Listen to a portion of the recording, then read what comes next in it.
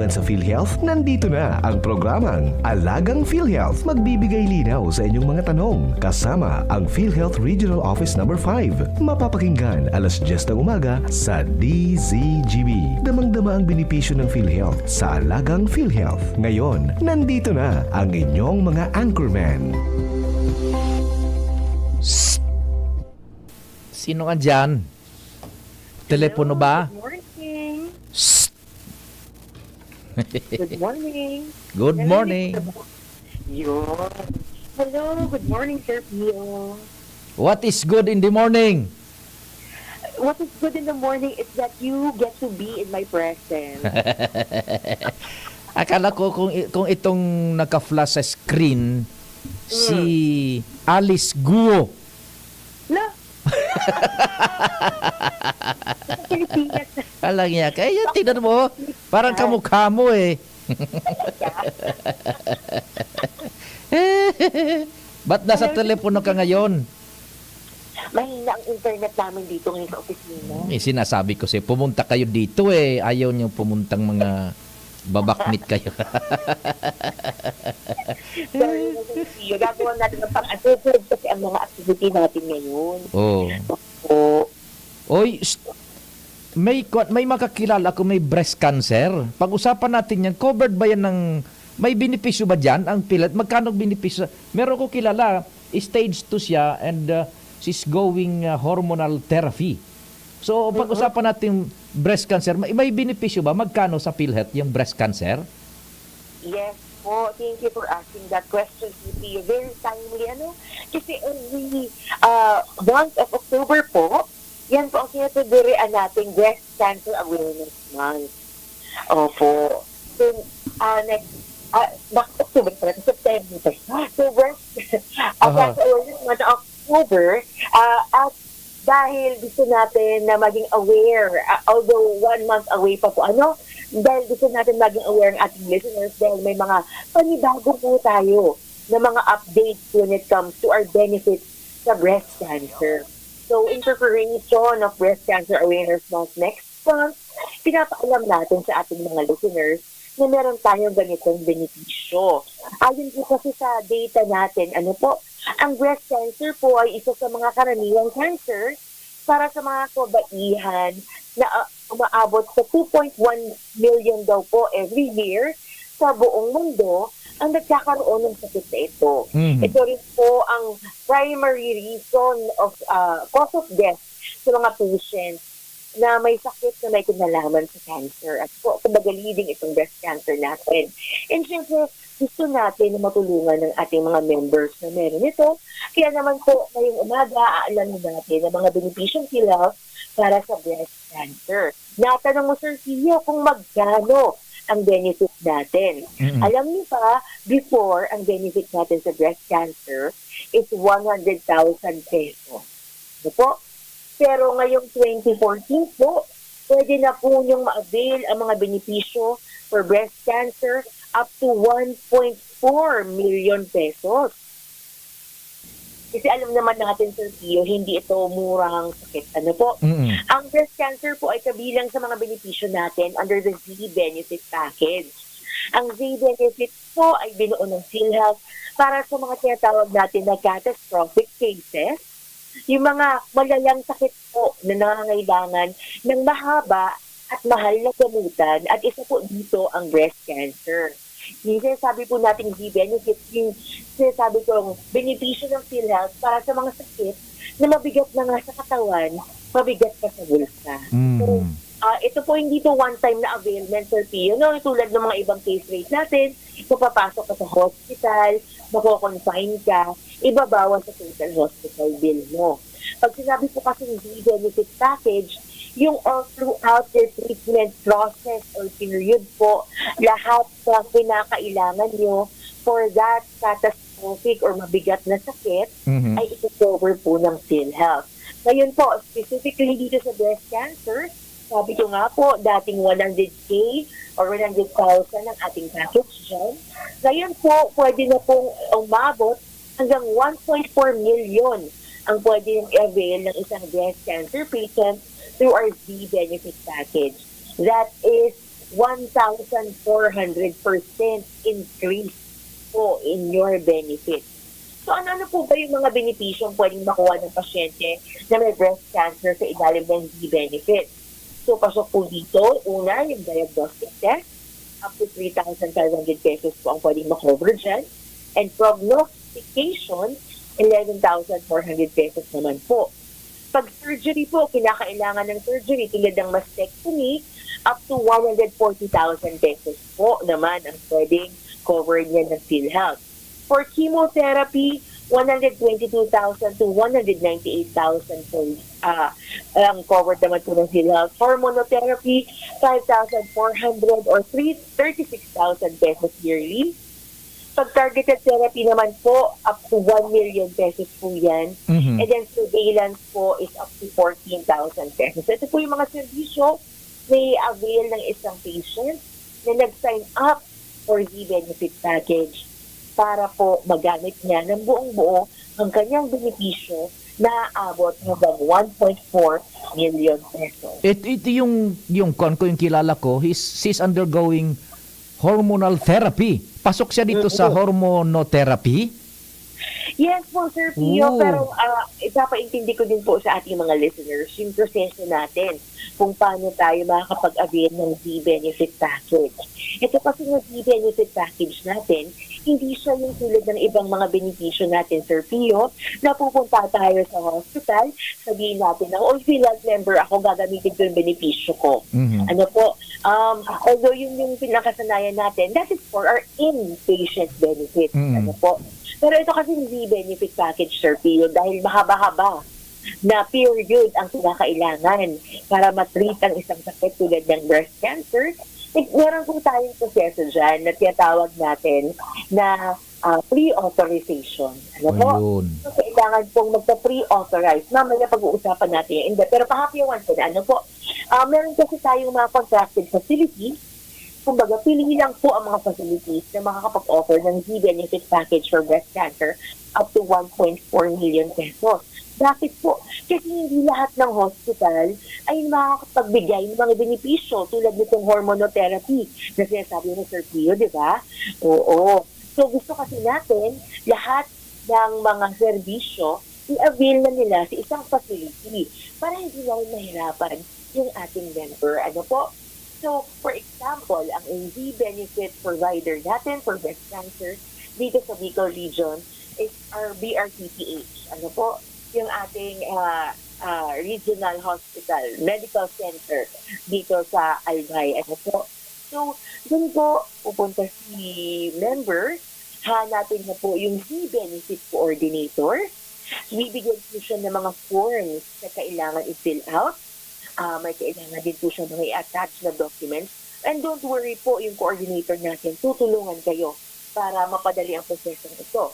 Now, kapag naka-fill out na kayo ng form, ng pre-authorization form, ipapadala po ito ng Z-benefit coordinator dito sa aming opisina para i-approve. And once approved, pwede na po sila makapag-avail. Lahat ng benepisyo na na-mention ko sa Pio, yung diagnostic test, yung mastectomy, yung chemotherapy, hormonotherapy, at iba pa. Yan. So, ganun po. It's a different process po dahil mahaba-haba na treatment ang kinakailangan natin para O breast cancer, di ba? Breast cancer. Tapos Z benefits. Breast cancer, Z benefits. Anong serbisyo makukuha dyan? Opo. So like I mentioned kanina, iniisa-isa ko na. Pero basically, ang layunin ko kasi ng benefit ay maibigay po sa patient yung kompletong yugto ng gamutan, di ba? Hindi lang yung isang part na yung diagnostic exam or yung surgery lang ay cover natin. Kundi lahat ng kinakailangan para dun po sa sakit na yun. Specifically, para sa topic natin ngayon, ang breast cancer. Kaya dapat po, maibigay ito lahat ng isang contracted na facility, lahat ng kinakailangan ng serbisyo sa paggamot ng breast cancer. Kaya nasabi ko nga po, meron lang tayong contracted facility para dito. So kapag sinabi po kasi kompletong serbisyo, kasama na dito yung room and board, so, paggamit ng operating room, professional fee ng doktor, at iba pong pinakailangan na benepisyo or mandatory services tulad ng baseline diagnostic exam, like CBC, creatinine, ECG, at iba pa. At mga iba pang preparation para po sa paggamot. Tulad ng CT clearance, para sa surgery, chest x-ray, abdominal ultrasound, at iba pa. Kasama na rin po ang chemotherapy, hormonotherapy, at mga gamot tulad ng anti-emetic. So, ang dami pong covered nito ng benefit package po. Ano po? Kaya magandang alamin natin itong benepisyo para ma-maximize at magamit ito ng ating mga members or kanilang mga dependents na may breast cancer.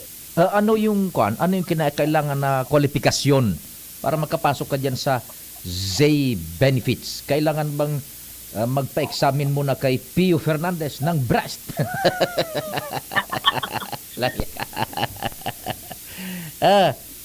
Asa na si Gigi? Oh, sinasabi ko sa inyo Gigi! Shh! Ayaw niyo pumunta kasi dito sa istasyon. Paano ang tawag niya, no? Naputol tayo na mga paraan tabay ta. Say benefits dakul cancer paano herak man kay mga cancer. Naputol tayo. Ay doon na tayo naputol sa mag-examine ng breast. parang binabaan mo ko ng telepono kasi sabi mo gusto mo ikaw na lang mag-examine, huwag na yung ospital. Walang iya ka. Talagang binaba ko yun.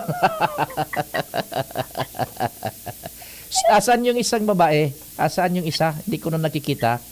Andito lang po. Prepare kami kasi sa may upcoming activity kami. Sir, pinuumbisado kayo. Papalabas ko yung invitation ng CIA. Meron tayong paparating na kapihan sa bagong Pilipinas. Ewan ko sa inyo. Ay. Ano? Makakapagtampuhin. O, balik tayo sa ating usapan. No. Ang pwedeng makapag-avail. Ang kwalipikado para sa Z-Benefit Package. Okay. Para maging kwalipikado po tayo para sa Z-Benefit Package sa breast cancer, kailangan po na una sa lahat, member tayo ng PhilHealth, di ba? Pero ang difference po kasi ng 2024, dahil sa pinalabas na yung mga bagong polisiya, kung noon po ang pwede lang makapag-avail ay yung mga early stages, yung mga na-diagnose sa stage 0 at 3A lamang, sila lang po ang pwede makapag-avail. Ngayong 2024 po, lahat ng stages ay eligible na. Starting from stage 0, and then stage 1, 2, 3, hanggang stage 4. Covered po yan. Pwede pa yung makapag-avail itong benefit package for breast cancer. Kailangan lang po kung sa ilalim ang pasyente, yung nga naman sabi kanina, na pre-authorization mula sa contracted na facility ng PhilHealth para sa breast cancer. Dito po kasi sa pre-authorization, i-evaluate ng doktor kung ano ang kaso ng pasyente na sakop ng benefit package. So yung contracted po na facility na gumawa ng pagsusuri, according to the stages ng breast cancer, ay dapat po submit yung pre-authorization sa PhilHealth para ma-approve po namin yung paggamit ng benefit package. Ang ating benefit pre-authorization po, pinaprocess natin yan within 7 working days na po. So dapat basta tayo naka-fill up si patient at na-evaluate na siya ng hospital, na-assess na siya, within 7 days, dapat na ipadala na po yung PhilHealth na-approve namin at ay balik na sa hospital para makapag-approve na po kaagad yung ating membro ng kanyang benepisyo. So aside from being a PhilHealth member, pagpasa sa pre-authorization process ng PhilHealth, another po is dapat yung pasyente po ay may natitirang kahit isang araw mula sa kanyang 45 days allowable limit sa benepisyo ng PhilHealth sa isang taon. Di ba po kasi sa isang taon, ang member po ay meron 45 days na benefit, hospitalization benefit. Ano po, kapag sumobra tayo sa 45 days, hindi na po tayo makakapag-avail for this year. So, para makapag-avail po nito ng benefit package, dapat po merong at least 1 day pa pong natitira para magamit ang benepisyo. O di, G, Po. may lalaki. Breast cancer, pwede ba dyan sa benefits? Ikaw ang mag-i-examine kung lalaki ang may breast cancer. Pero di ba kasi Sir Pio, ang common misconception natin ng breast cancer para sa babae lang. Pero meron din kasi tayo ng mga kaso ng mga lalaki na nagkakaroon ng breast cancer. So, kapag yung lalaki po nagkaroon ng breast cancer, maaari pa rin po siyang gumamit ng Z-benefit package natin. Ano po? Oo. So, sa mga nakikinig po, sana aware kayo na pati po ang lalaki pwedeng magkaroon ng breast cancer at kung kasama kayo doon, wag po kayo mag-alala dahil covered po kayo. Pwede po kayo mag-avail ng Z-benefit package ng PhilHealth for breast cancer. Yun. Yung biopsy, sabay ba yan? Opo. So, yung biopsy procedure, hindi po siya part ng Z-benefit package. Ano po? Pero kung kayo po ay may breast cancer, kailangan niyong magpa-biopsy. Covered naman po ito ng all-case rate natin. So, ibig sabihin, babayaran po ng PhilHealth, ibabawas namin yung case rate namin sa total hospital bill ninyo pag kayo ay nagpa-biopsy. So, kapag meron, for example, kailangan yung magpa-middle core biopsy ng inyong breast, may package dyan ng PhilHealth. Ang package natin or case rate natin dyan is 4,732 pesos. Pero pag incisional biopsy naman po ang gagawin, ang case rate naman natin dyan is 7,228 pesos. So yung pong amount na yun, ibabawas po natin sa inyong total hospital bill once kayo po ay nagpa-biopsy. Separate po siya dun sa benefit package na. Yung di ba merong pre-authorization? Ano? May pre-authorization ng PhilHealth. So ano yung mga serbisyo ang kailangan sumailalim sa pre-authorization ng PhilHealth? Opo. So magandang tanong yan, Sir Pio, kasi baka makonfuse yung ating mga members dahil nag-mention ko yung benefit. So tandaan po ay yung pre-authorization. So tandaan po itong pre-authorization natin, madalas ito ay ginagawa lamang sa mga piling surgery as well as yung mga Z-benefit package natin. Hindi po kinakailangan na every time mag-avail kayo ng benepisyo ng PhilHealth, undergo kayo nito. Ano po? So, ang kailangan lang po ng mga approved pre-authorization ay yung mga serbisyo under Z-benefit tulad ng surgery, chemotherapy, hormonotherapy, targeted therapy, and surveillance. So, intindi ko po sa ating mga listeners na itong Z-benefit package, kakaiba po ang proseso nito. Kailangan natin ng pre-authorization para ma-approve ang paggamit ng inyong benepisyo. Yun. Saang pasilidad ma-avail yan na benefits para sa may breast cancer? Dito sa Bicol, dito sa atin? Yes po. So, dito po sa Bicol region, dalawa lang po ang makakapag-provide, ang provider natin, contracted provider for Z-benefit package. Dito po sa Albay, ang ating BRTTH or Bicol Regional Hospital and Medical Center na ngayon. Ano po? So sa BRTTH, pwede po kayong pumunta, hanapin ng Z-benefit coordinator at magtanong kung ano ang kinakailangan, humingi ng form para kayo ay makapag-avail nitong Z-benefit package natin for breast cancer. So aside from Z-benefit package for breast cancer, sa BRTTH po, pwede rin kayo makapag-avail ng iba pang Z-benefit package para sa acute lymphocytic leukemia, sa prostate cancer, at sa coronary artery bypass graft. And aside from BRTTH naman po, ang Bicol Medical Center naman po natin sa Camarines Sur, pwede rin po kayong mag-avail ng Z-benefit package for breast cancer. And aside from breast PA, meron din po silang Z-benefit package for prostate cancer, kidney transplant, at peritoneal dialysis. So, yung mga magagastos nating sakit. Na pwede nyo ma-avail through Z-benefit package, kailangan nyo lang po magpa-pre-authorization. Yung may babayaran ba pag naka-avail ka niyan? May babayaran ba? Opo. So, depende po, Sir Pio. Kasi meron tayo, di ba, sabi ko last time, na no balance billing. Sino ang ma-cover ng no balance billing? Diyan po pasok yung mga indigent natin, yung mga sponsored natin, yung mga senior citizens natin, at mga kasambahay natin. Sila po ay qualified sa no balance billing. Ano po? So, ibig sabihin wala po silang co-payment or additional na babayaran sa pag-avail ng kanilang Z-benefit package. Kapag sila po ay ma-admit sa basic award accommodation ng facility. Kasi po, di ba, ang ating contracted facility, for example, is BRTTH, government facility yan. So, malamang no balance billing po dito sa mga indigent sponsored kasambahay and senior citizens natin. However, kung sila po ay pumili na confine sa aircon room, di ba, Sir Pio? Or mas sa iba pa na mga facilities hindi pasok sa basic or type accommodation ng hospital, syempre po, babayaran nila yung sobra doon. Ano po. Mhm. So, para po wala nang bayaran, ina-advise po namin na mag-basic or market accommodation para wala na po kayong co-payment kung kayo po ay pasok sa indigent, pension, senior citizen at kasambahay category po ng PhilHealth. However po, pwede din po na magtakda ng negotiated fixed co-pay ang hindi po qualified sa no balance billing tulad natin ng mga employed or yung mga individually paying or voluntary paying members po. Ano po, pwedeng mag-set yung hospital ng cap or limit when it comes to your co-pay na lang.